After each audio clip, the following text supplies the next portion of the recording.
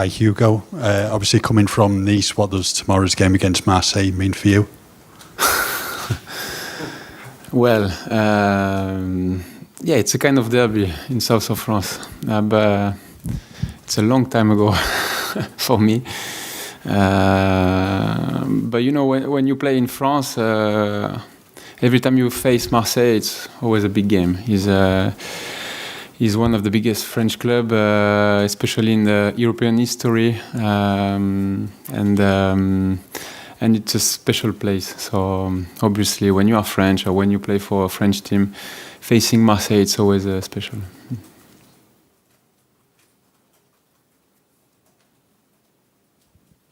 Hugo, given the start that the team made last season, can you believe that you're sat here today ahead of a Champions League game and in a Champions League press conference?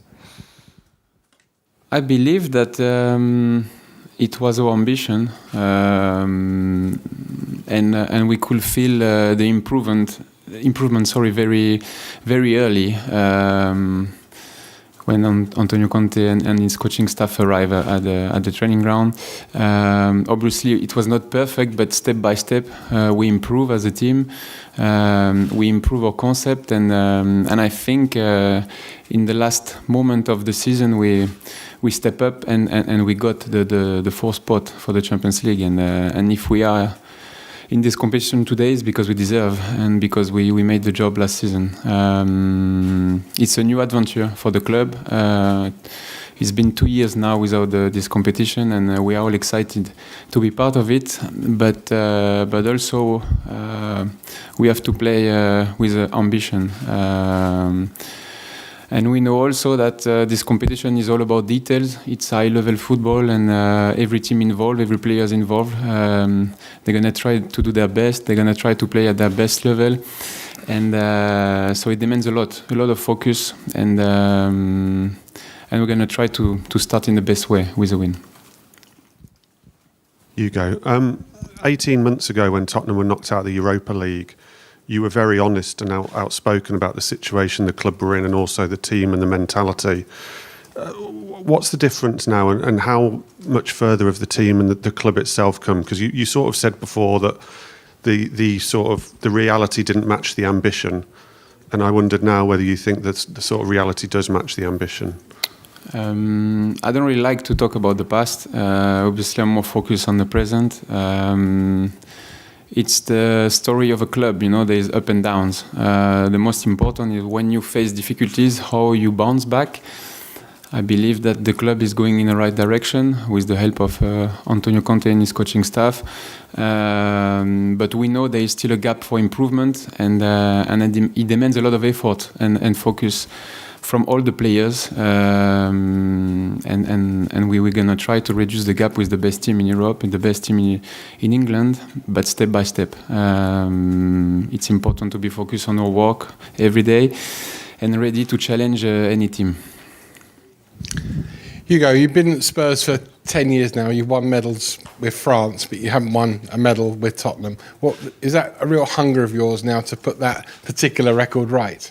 Yes, I'm still looking for it, and I believe that we are capable to make it. But as I said just before, it's going to demand a lot of effort, a lot of work. I feel and I believe that we are going in the right direction, but we know also that there is a lot of competitive club in England and in Europe, and so that's why we need to go step by step. But the belief is there. That's the most important. We feel that we are ready to compete. We feel that we are improving, but we know that it's never enough. You always have to push, to prove yourself and push and to go over your limit if you want to arrive and to succeed. And can I just mention VAR? Obviously, you have VAR in Premier League and Champions League. We saw at the weekend that VAR is fallible, let's say. It can make mistakes. As a player, do you go onto the pitch believing it will always be right, or do you have it in the back of your mind that maybe it can make an error or two? Well, is not the kind of debate I want to go in. As a player, you're just focused on the game, and like all the fans, we cannot manage the situation. It's all about referee decisions, about VAR decisions, and sometimes, like we saw in some games in this beginning of the season, there've been some mistakes, no? But mistakes, it's quite a human, and so let's see if we are going in the right direction. But as I said before, when you're a player, when you're on the field, you are just focused on the ball, focus on the game, and try to do your best. Hugo, you spoke there about the kind of closing that gap towards the top teams, and Antonio said there's still too big a gap between Spurs and, say, Liverpool, City. How big do you think that gap is, and do you think it's sort of shrinking? Well, when you look at that type of team, they have a huge experience as a team. Players used to play each other for many, many years now. They used to succeed. They used to win trophies.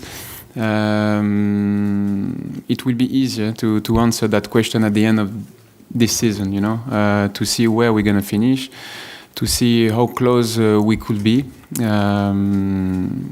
But all our thought at the moment is on the present, and mainly on the game of tomorrow.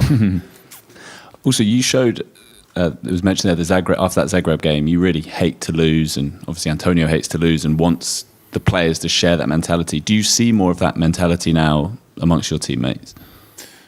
Yes, but it's been the case also in the past. But obviously, our manager is our main leader, and I believe that there is a connection between the manager feelings and the way the team is playing. So at the moment, I feel there is a great connection, and but it's not the moment to do less. It's the moment to do more, to push ourselves, to continue in the right way, and let's see where we will be at the end. But as I said before, we are only focused on the game of tomorrow, and that's it. Hugo, how long did it take you to get over losing the final in 2019? And do you believe with Spurs you'll play another Champions League final? Yeah, but the final is so far and so difficult to reach. We are focused on the group stage with the ambition to go through. There is no easy game in that competition, and we have to respect any opponent involved. And we know that it's going to be a long way to go through. So step by step, game by game, and all our energy and all our focus on Marseille. And we will see later for this. Final two, please. We'll go gentleman at the back and then the gentleman in front, please. Yeah.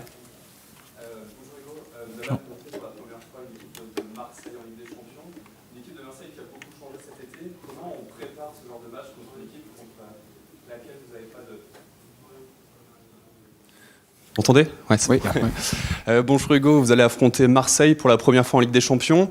Marseille a beaucoup changé cet été, notamment en termes de joueurs, de coach. Comment on prépare un match contre une équipe contre laquelle vous n'avez pas beaucoup de références, qui a beaucoup changé justement comme ça? Ils ont des matchs déjà joués en Ligue 1. On peut s'appuyer sur les analyses vidéo.